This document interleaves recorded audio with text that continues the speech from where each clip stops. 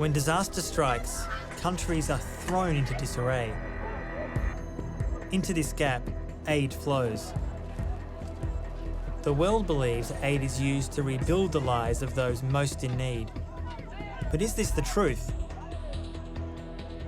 My name is Antony Loewenstein, and I'm an independent journalist and author. For more on this and where it may well lead, let's speak with Antony Loewenstein. But we shouldn't forget one very important point. One, talking earlier about the international fallout from what's happened in the UK. These issues didn't suddenly become serious when Trump became president. He's going to make things a lot worse. He's going to make disaster capitalism on steroids. But ultimately, these issues have been around for 30, 40 years. I've spent the last decade listening to frustrated voices around the world. They are hell-bent on destroying the Haitian state and turning us into a collectivity of beggars. I've seen people and corporations making money from misery. We have a lot of great people working for our government, but we've given them a box of broken tools. How disaster capitalism takes over. But what happens when the profit motive enters the aid equation? When aid in politics meets business, who really gains from the multi-billion-dollar industry?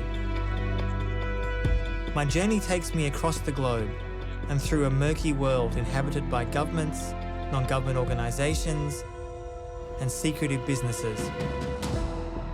In Afghanistan, Haiti, and Papua New Guinea, the story of disaster capitalism unfolds.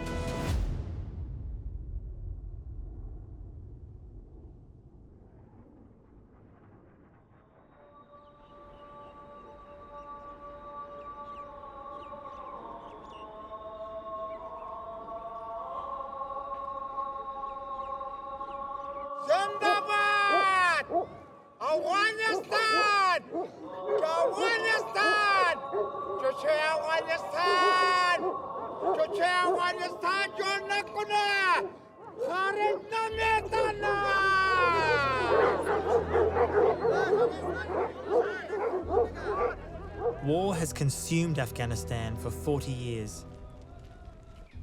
Decades of conflict have left the government almost entirely dependent on international aid.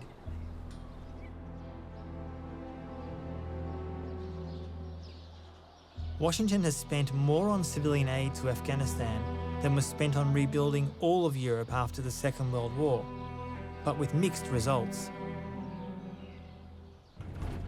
Aid has increased the power of insurgents, criminals and strongmen who undermine the fragile state. I arrived at a time of rising insecurity, wanting to find out if the nation's huge and largely untapped mineral resources could be the key to ending 4 decades of war in a country known as the graveyard of empires. In 2010, the US was hopeful that mining could be a source of income from an independent Afghanistan. The Afghan people, they have a source of indigenous wealth that, properly developed, will enable them to be sovereign. But it was not to be. در حالی که ما دادخواهی می‌کردیم روی از این موضوع که باید افغانستان یک دیدگاهی داشته باشه درباره معدن خود که چی رقم میره توسعه میدن. I met Javeed Noorani at the Natural Resources Monitoring Network meeting. As a founding member, he's teaching local Afghans across the country about how to exert mining rights in their communities. There's an intense struggle over the huge amount of untapped minerals in the ground. افریقا دیرس کال تقریبا 40 کال جنگ وکړ په دې موضوع په معدن باندې یو مملکت کې تنه 3 میلیون نفر مړه شوي د معدن په سر باندې. But Javeed risks his own safety to advocate for vulnerable communities targeted for mining. We need to have a platform, to engage with government, do advocacy. For responsible, inclusive, and sustainable, transparent development of the natural resource sector is very, very critical for the future of Afghanistan. Unless we do it this way, we will not be able to diversify the economy, we will not be able to share benefits with the poorest of poor. 35 MPs in this government that I can name, are involved in the illegal extraction of mines. Ministers are involved, powerful generals are involved, police is involved in the illegal extraction. If the government does not intervene, we face a conflict. We'll transition from one conflict into another one. The Ainak mine is located in Logar province, the heart of the insurgency. I was instructed to wear the traditional shalwar kameez to blend in due to safety concerns from both the Taliban and police. The government confiscated the land of local people that belongs to the poorest of poor in the name of public interest, and then passes it on to a company that's here, to extract copper and make profit. You took somebody's land, you didn't pay them, you displaced them, you didn't consult them, you didn't give them employment, you stole their water, you kicked them out of their schools. What we brought to them? So Javi, tell me where exactly we're going. We are going towards Ainak, a village called Dawo, where the majority of the people who have been displaced live in this village. How close are we to the mine here? You see this mountain? That's the area where the copper mine is. The area is super insecure. Why? Because it's an insurgent area. You see this police point there? Yes. That was attacked so many times, They have lost so many men in that checkpoint. This one just here. Yeah. Travelling to what has been labelled the crown jewel of Afghanistan's economic gamble, it becomes clear that the stakes are even higher for the village elders we are about to meet. They see policemen as enemies now. There are 1,500 policemen guarding the whole area. These are all guys, deployed, to guard Ainak. So the situation is pretty grim. You'll see fear in their eyes. They're scared, that the outsider's coming and then talking to them. This may be passed on to either the government side or the insurgents. And the two sets of people will come and question them. It's brave, They're so frustrated that they want to take risk. They want the world to know, what they've been going through, what they have lost. Can you talk a little bit about the reality for your community here since the Chinese have wanted to come and mine copper from this area?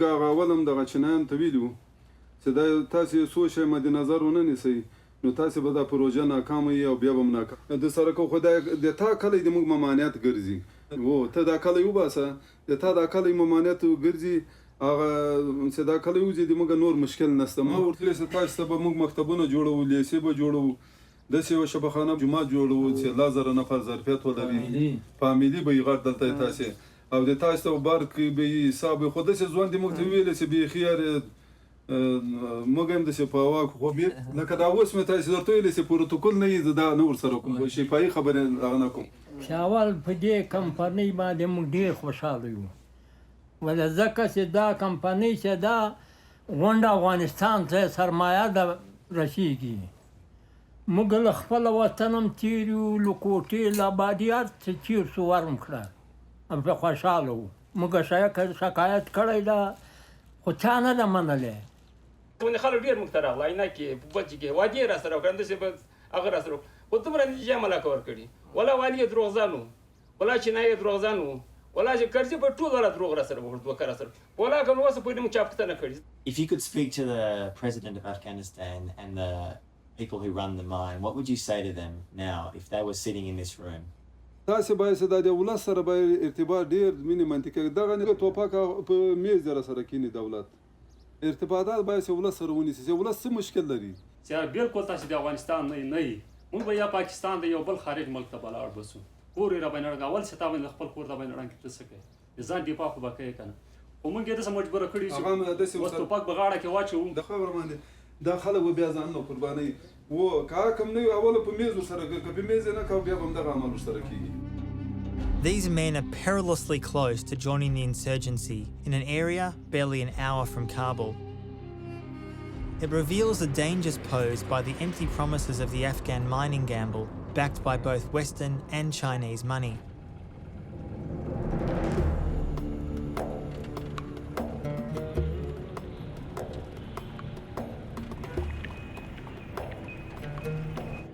While the elites fight from their secure compounds for political influence to control resources, the economy is on the verge of collapse.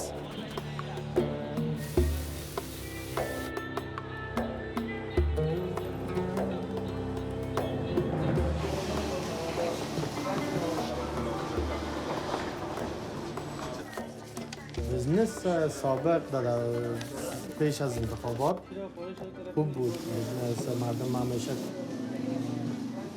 کل مردم ها در کار مشغول بود، مشکلات زیاد نبود. فعلا دیگه کم کار در تمام ولایات، حتی در خود کابل بسیار کم شده. مردم پریشان است، مردم بیش از که چی کنند. Why is the economy going so badly, do you think? مسئله است که باید از امنیت باشه. امنیت باشه کل مردم خوشحال باشن. امنیت که نباشه مردم در فکر پریشان زندگی میکنن. در افغانستان زندگی کردن نمیکنن. بسیار مشکلات اجتماعی زیاد است. My meeting with the money changer ended abruptly. The owner found our conversation too political. I headed to Bush's Market, named after President George W. Bush, as shops flourished there following the 2001 invasion, but where businesses are now struggling.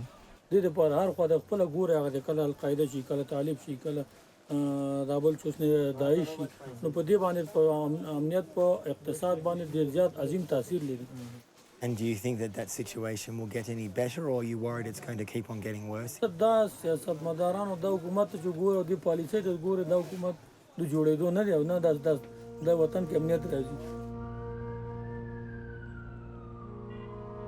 Living in Kabul since Taliban rule of the 1990s, Kate Clark of the Afghan Analyst Network has watched the shifting political landscape closely.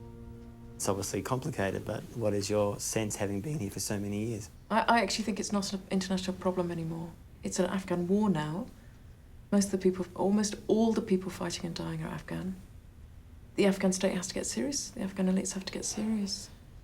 If you actually look at the problems Afghanistan faces, a very powerful insurgency,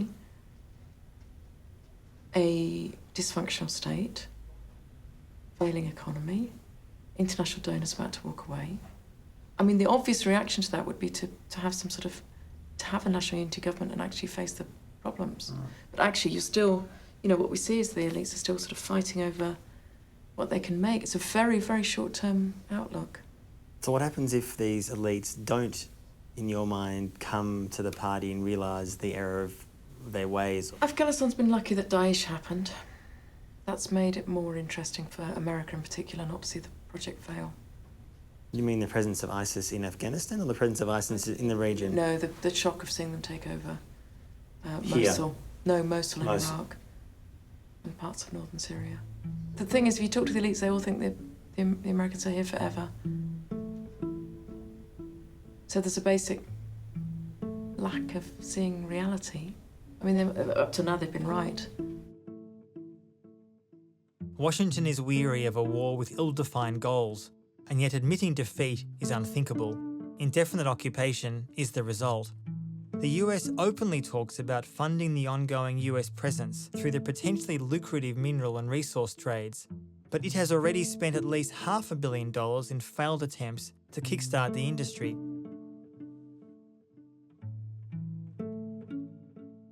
What would you say to someone who says the odds are against Afghanistan doing this well? I agree. Sometimes, it's much better, to keep the resources underground than above ground. But I think we no longer have the choice. We have the international still, the engagement is still intense. With their help and with the leadership we have right now. So you're still optimistic that Washington can play a more positive role? Absolutely. It's like the role is so essential, a positive role, I mean. If they don't, you will see fragmentation of Afghanistan. The powerful warlords will take over the sector. Before leaving the country, I visited the Ministry of Mines, where Javeed worked, to try and get a comment about the resource industry. We had requested interviews months beforehand, but on the day it was difficult to find even one government employee in the building who would speak. There is one last option, is the chief of staff to the minister. He is just in the same corridor. Come out to his office when one of you go there. Oh.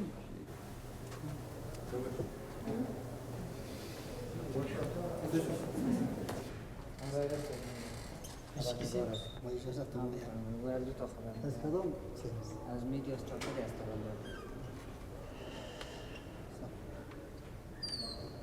we'll see. Oh, hello. That's okay, thank you.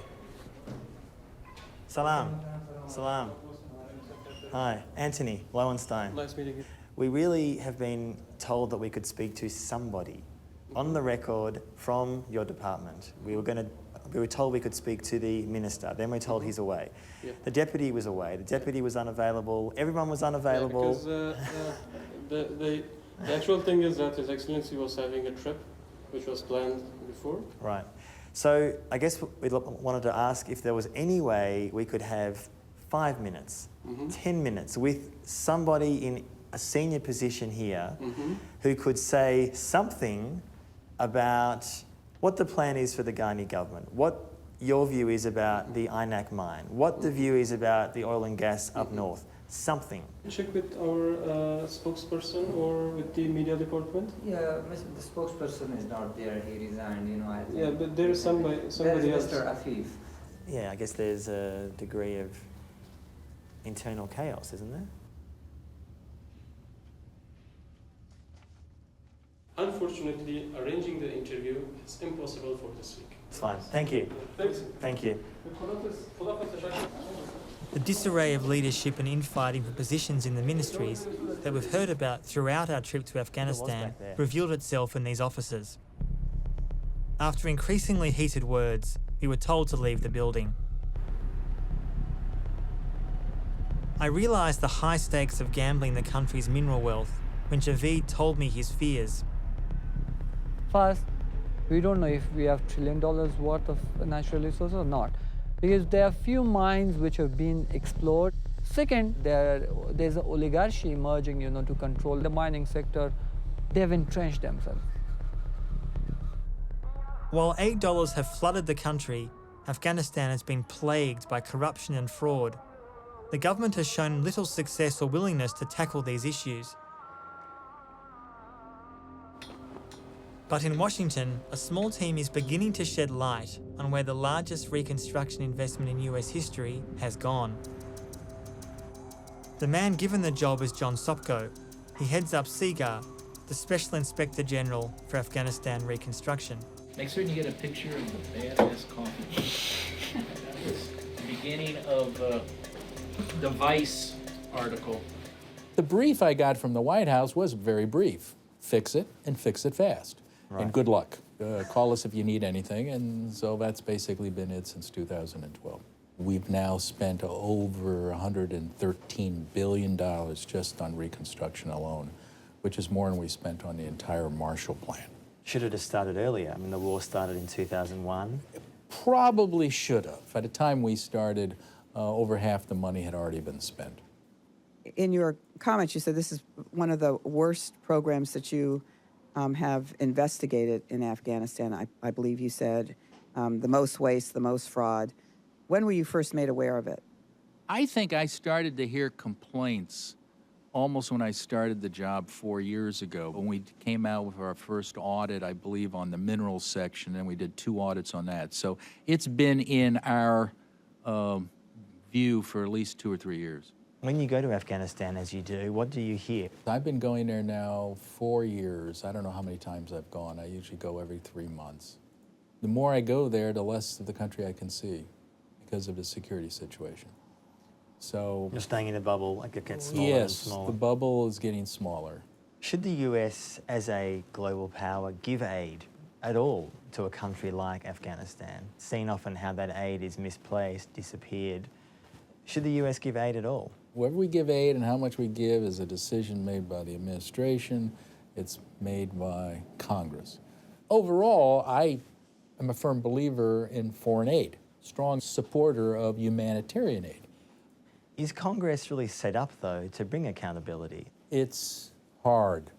Our system of rewarding people is not geared to saving money. It takes too much time. It's easier to cut checks. I've had so many contracting officers and so many people come to me and say, I get my pay raise not on how successful the program is It's on how much money I put on contract. We have a broken system in rewarding people. We have a lot of great people working for our government over there, but we've given them a box of broken tools. How can huge amounts of aid be so badly mismanaged?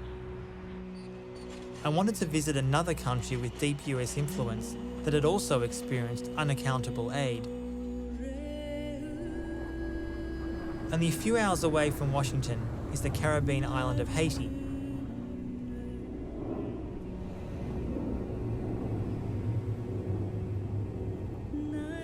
In 2010, it was hit by the worst earthquake of recent times.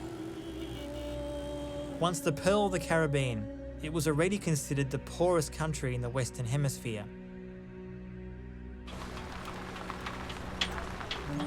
The devastating earthquake of January 2010 was just the latest in a long list of catastrophes to strike the country. As the chaos, destruction and suffering took hold, aid groups and the international community flocked to help. UN troops came to support the relief effort, but tragically they also brought a deadly disease, cholera, which killed thousands of civilians. I came to investigate why billions of dollars of aid pledged since the earthquake had disappeared. How could so much money have so little effect?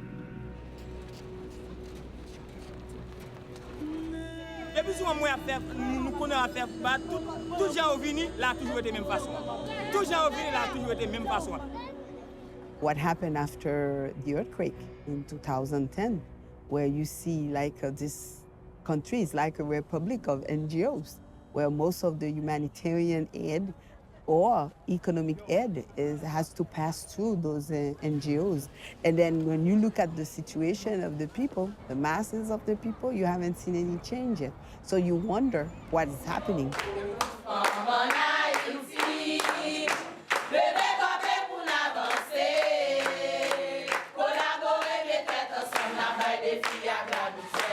After the earthquake, did you or your family need any assistance from anybody because of the disaster? Oui, un peu d'assistance parce que nous tout est dans camp nous t'a vivre. Jusqu'à maintenant pas jamais gen moun qui pas besoin d'assistance. I first met Ruth doing outreach in a Port-au-Prince displacement camp offering help to victims of sexual violence, which spiked in these makeshift communities after the quake. En dans camp, là nous t'es arrivé dans camp. Bon, on capable dire premier monde qui était rentré dans camp était moi-même. Moi j'étais seule, m'a fait 17 jours dans camp parce que ça pas facile pour moi. C'est l'autre premier petit moi donc c'est lui-même qui était obligé de rester parce que nous tout pas de suffisamment de côté pour nous tout les papiers nous seul côté nous obligé séparer. Donc c'est comme ça il t'a pas l'acheter et fritage pendant la nuit et puis vacabo kembel yo râler. M'était petit moi tout qui était censé et violé dans le camp. Nous étions là, nous avons dormi. C'est le après l'île. C'est le après l'île qu'on y a là même. Et puis, lui-même, nous jouons une coule marée. Nous jouons une coule marée, en tortillé dans le fer, petit cabane dans le fer. Donc, c'était la vie triste qu'elle était. Mais parce que moi-même, je n'ai pas assez de moyens. Et pour moi-même, pour me reprendre, encore mettre en bas, pour me et comme si papier même côté ensemble avec eux. Donc moi-même j'ai décidé de descendre en bas ici me faire une petite tente moi arrêter.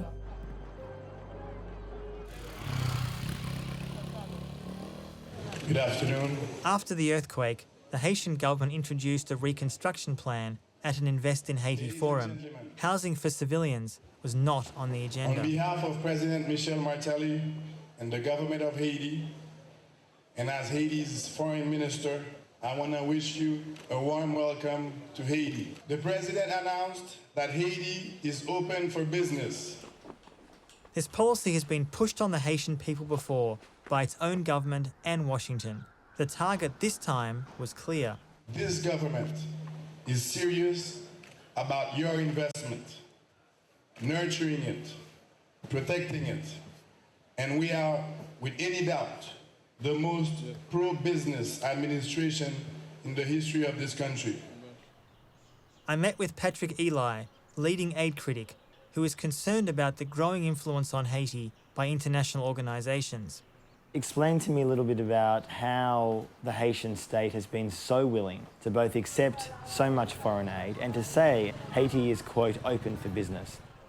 When they say Haitian is open for business, they are defining a concept, whereas this country is going to be run like an enterprise. This new concept of business foreign policy, business democracy, scares me to death.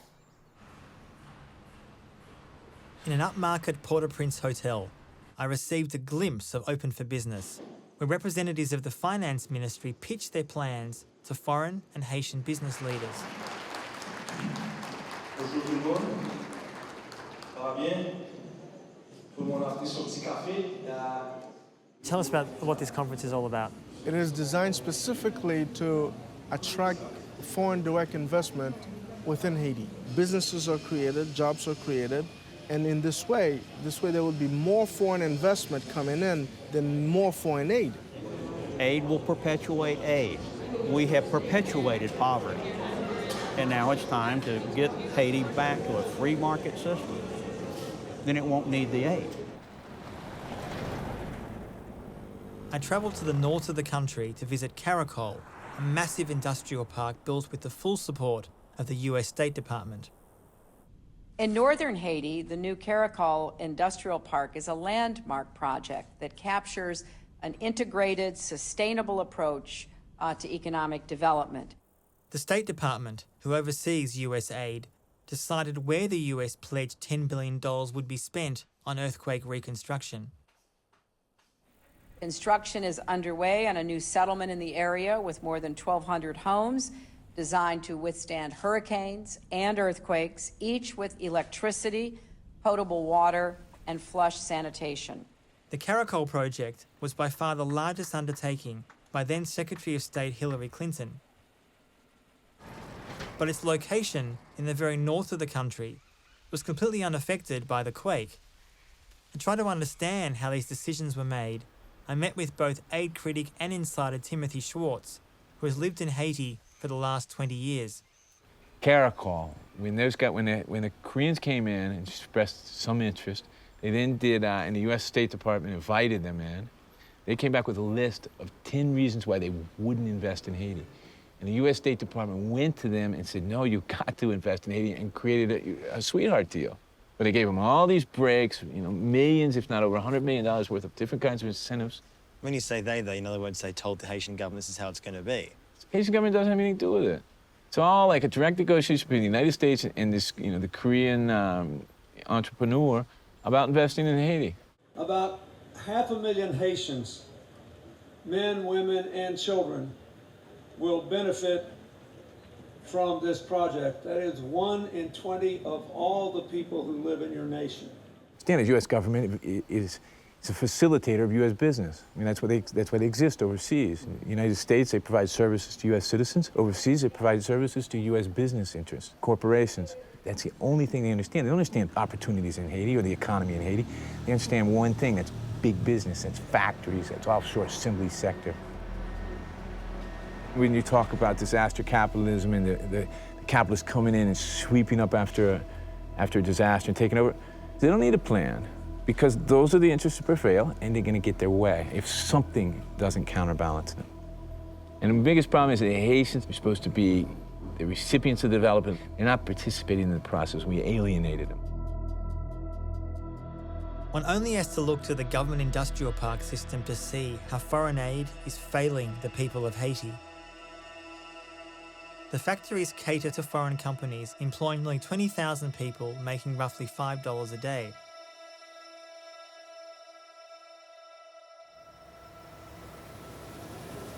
The large factories, they are creating jobs, but it does not have anything to do with local production, which brings more money than the foreign firms. And Haitian production will not move away, whereas factories who come, they can leave. Hans Garot, who was a recent recipient of the Entrepreneur of the Year award in Haiti, works in the garment industry and has strong views about flaws in the current development plan. It is clear that Caracol development has had the support, the financing, and the influence of the United States. The development that is brought in the industrial park, it's a pacifier for development, for real development. I dare any economist to show me one country that has developed itself with just industrial parks. So when someone like Bill Clinton comes to Haiti, inverted commas, is helping Haiti, what do you respond to those kind of comments? There's a Haitian proverb that says, "Le zan bon choual ou pa ka di dan pourri." When a friend gives you a horse, you can say that the horse teeth are rotten. So this is what Clinton gives. We accept it.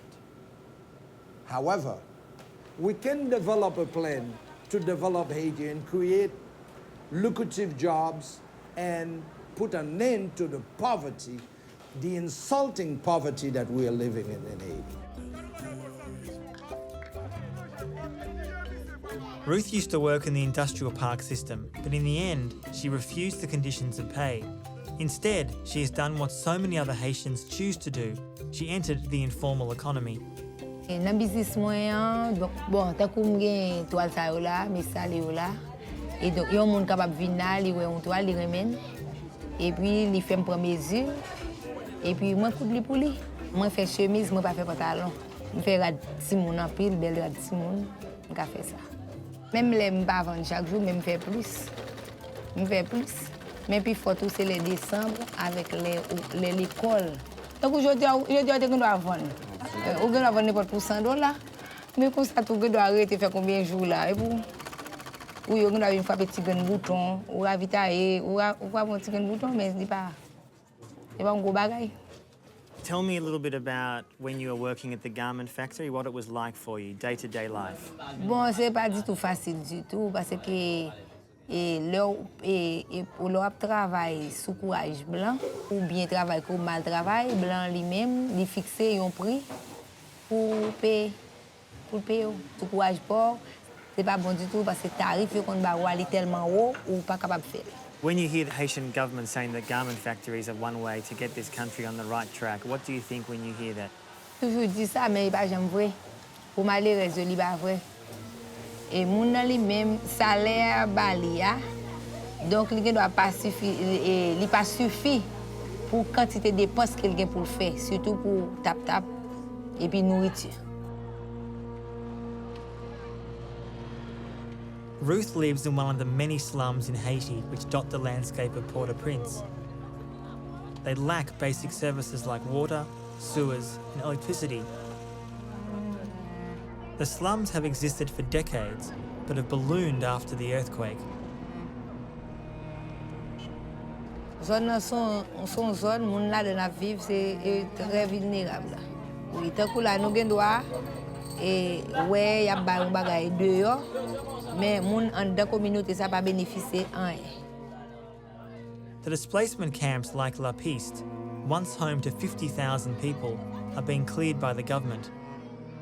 The only housing construction projects are all linked to industrial parks, where people are expected to move and accept unlivable wages. The most notorious slum in Port-au-Prince began exactly the same way. Tell me the history of this place here in Haiti. Back in the 60s, the Haitian government started to have an industrialization project, started really to flock into this area. Nowadays, we have an estimated population around 350,000 people living in 24 different communes, neighborhoods. And it seems it's permanent. I mean, it's just not temporary. It's been here, as you said, it's developed over the years. I think it's people that decide for that. It's not us.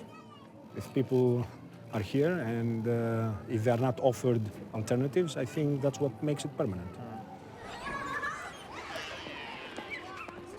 Haiti as a nation seems destined to remain an American client state, where Walmart and Target make their cheap clothing.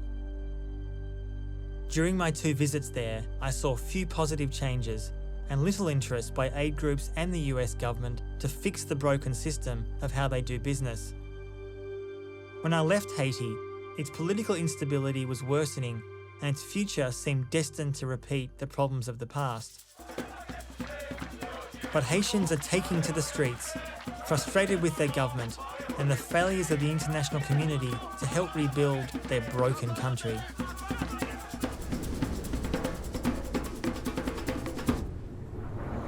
A world away in Papua New Guinea, similar questions of how to balance foreign investment are playing out. The country is Australia's closest neighbour, but remains invisible to most Australians.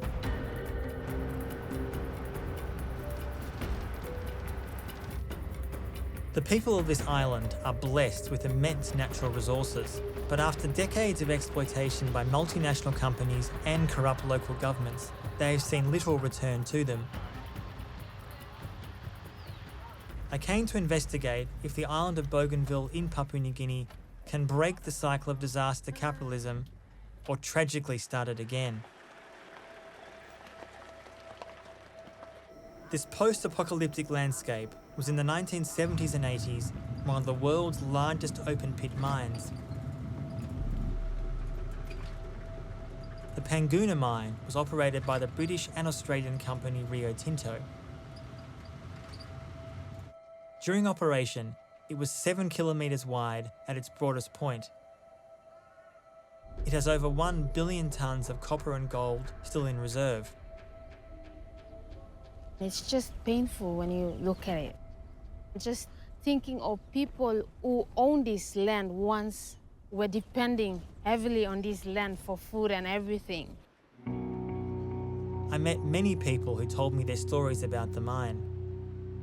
It is not the same as what it used to be in the 1960s. I used to walk around here in the 1960s. And what's it look like then? It was beautiful, all green.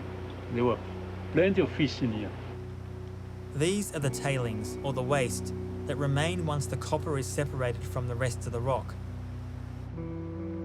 Once a mountain stood here, but it was dumped into the river, causing devastating pollution in this vital water source. Erosion and environmental pollution were common, and the tailings extended 15 kilometres to the sea. Birth defects started appearing on the island, and the flying fox became extinct. Basically nothing is growing here, right? I mean, this is essentially just remains polluted and has for 30, 40 years. Mm-hmm. The further you go, the wider it becomes. And it's much more serious. The destruction that the falling or the collapsing of the sandbag is causing down is much serious than this one. And no one is even concerned about the destruction that's taking place there. Bougainville is launching an international campaign to pressure the Australian and Papua New Guinean governments, along with mining company Rio Tinto, to take responsibility for the long-defunct Panguna copper and gold mine. Rio Tinto has recently walked away, insisting it has no legal responsibility to deal with the aftermath.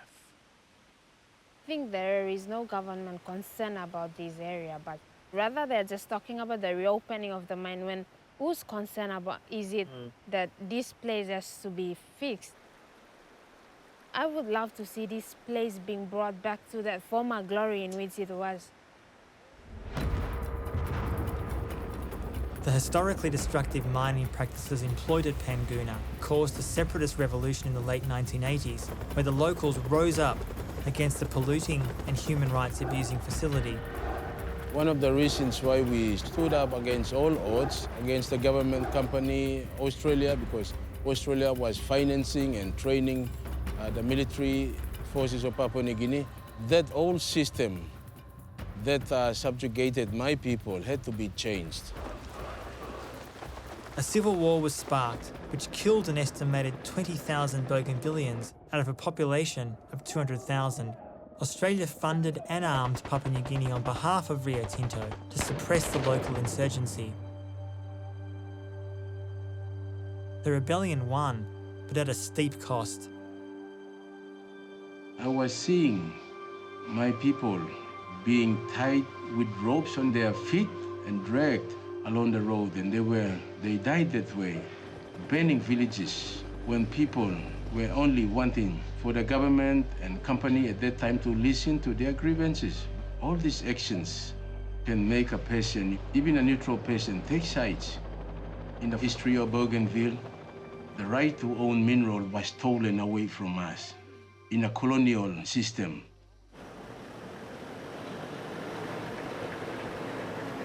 Young leaders like Thor Neureiter embrace their personal stories to help end the vicious cycle of aid dependency. We are trying to bring healing to the traumatized people around us, because nobody here in Bougainville can deny that I'm not traumatized, because every one of us, we have our own story to tell because of the seriousness of the conflict that we went through. Everything after 1993, I can really remember. Well, that was after my dad got shot, and life is just terrible.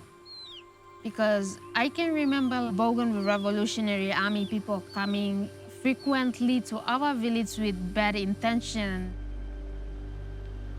Thor Neureiter took me to the location where her father had an encounter with the Bougainville Revolutionary Army. They wanted to know why he was away from the community, and more importantly, why he returned. They took the issue onto their own hands and they dragged him away from where the elders and chiefs were trying to question him. And there were more than 20 army here, fully armed with guns. And they started whipping him with the guns barrels, and one of those army got up and he fired the gun. My father died. The devastating loss for Thor Neureiter and her family has driven her to become a leader in the community. She took me to visit other graves that cover the landscape. It is an important story to tell, because even though he's a simple man and after he died, there's no reconciliation as yet. And thousands of innocent lives lost.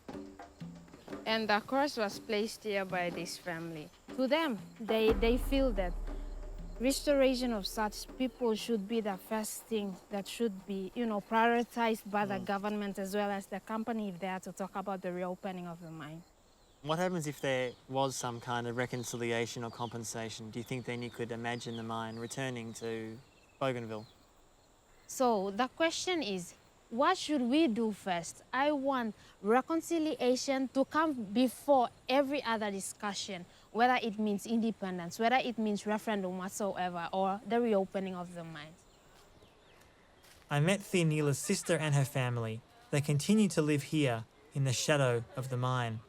When meals are prepared, everyone comes together and then we just sit around and chat and gossip and yeah, something like that.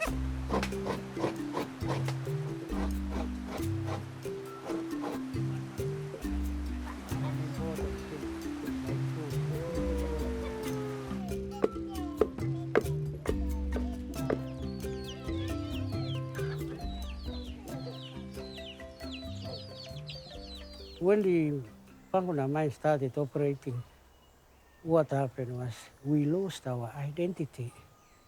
We lost our birthright. And I don't know at this moment who can restore that identity. That joy that our ancestors used to enjoy, the life they live, it's no more because of the mine. Today there is talk of a return to large-scale mining. It's one of the most contentious and emotive issues. When visiting Bougainville, it was rare to meet anybody who wanted large-scale mining on the island, especially under the current circumstances. There are moves in Australia and the Papua New Guinea government and the Bougainville government and the company to reopen the mine as soon as possible. And how do you intend to deal with those moves? Me personally, I welcome the move, but they are coming at the wrong time. When the people are empowered, they can be in a position now to invite a developer, whoever, foreigners, to come and share our wealth with them. Papua New Guinea, which only became independent from Australia in 1975, receives more than $500 million annually from Australia, and much of this disappears into corruption. Australia views this money as insurance against Papua New Guinea becoming a failed state on its doorstep. the mine's potential reopening renews old, unresolved conflicts. Australia was obviously very involved in the whole conflict. They supported the Papua New Guinea government, they supported the mining company. What do you think Australia's responsibility should be for Bougainville? They have obligation to this island, to the people of Bougainville. So we need to find ways in which we can bring about development so that people can realize finally what they fought for. I spoke with one of the few who supports the reopening of the mine. Lawrence Deviona is head of a landowners association. Yeah, the mine will have to reopen sometimes, down the line. But why? We are heading towards a referendum. Our government is trying to address the issue of being able to economically sustain itself as an independent country. As part of the peace process, Bougainville became a semi-autonomous state. A referendum vote for independence was planned by 2020, but Australia, Papua New Guinea and the Bougainville governments all tie allowing a vote to the mine's reopening. The few on the island that support the reopening, like Lawrence, present that same message. We are at present looking at homegrown mining law for the people of Bougainville, not law that is imposed from outside, and we do not want to repeat the past. One of the criticisms of your work has been that you are being paid by BCL, the mining company, and your views are affected by those finances. I have always been very, very close to BCL, just to keep the relationship intact with Panguna landowners. The potential reopening of the mine has deeply divided the community. Some see it as the only way forward for economic independence. One of the strongest reasons that people who support the reopening of the mine, there's going to be an independence vote. Do you feel confident that Bougainville could survive without large-scale mining?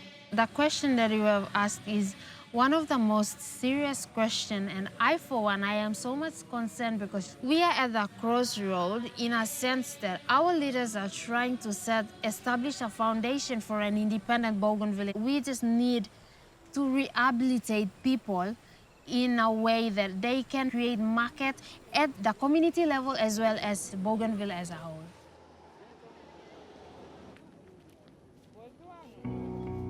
Whether this new generation of young leaders can solve the problems is unclear, but there are increasing calls to reopen the mine. Any new independent country, its future relies on its youth. Where do you see yourself in 10 years? I would like to further my studies later on into taking legal studies. I see myself more as a social worker and a community builder at a family level.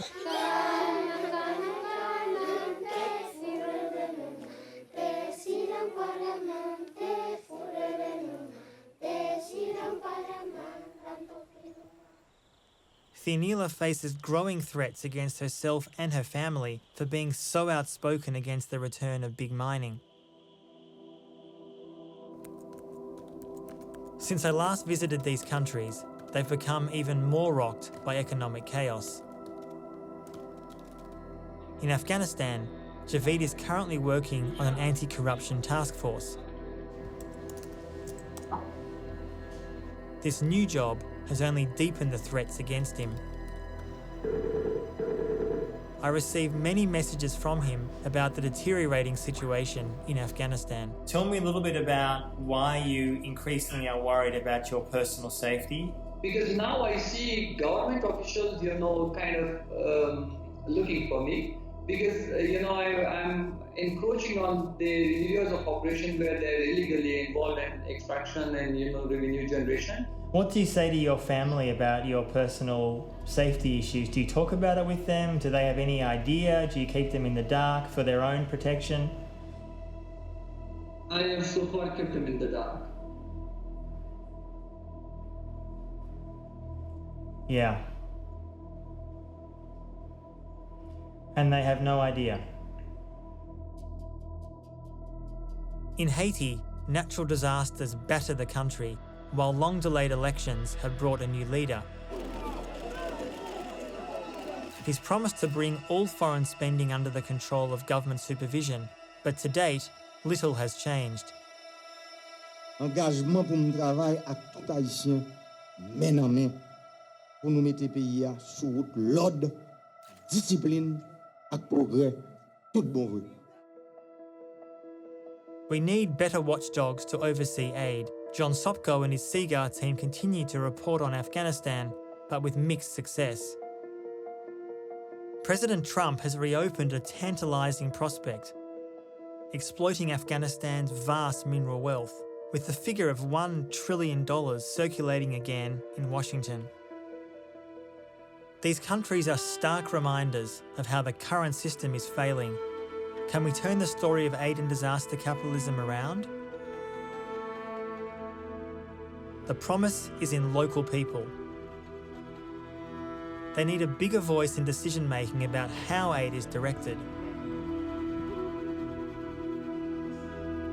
Donors must avoid wasting obscene amounts of money, not facilitate corruption, and make aid a pathway to real independence.